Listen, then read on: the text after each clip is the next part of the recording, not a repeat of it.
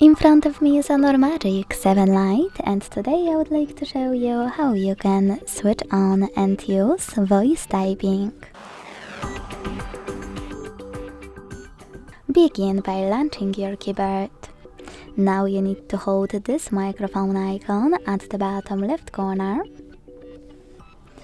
and start typing. As you can see, voice typing is on. If you want to stop, you need to tap on blue button. To start again, click on the white one. And to go back to standard keyboard, use this arrow at the top left corner. Thanks so much for watching. If you enjoyed this video, leave a like, comment and subscribe. Bye!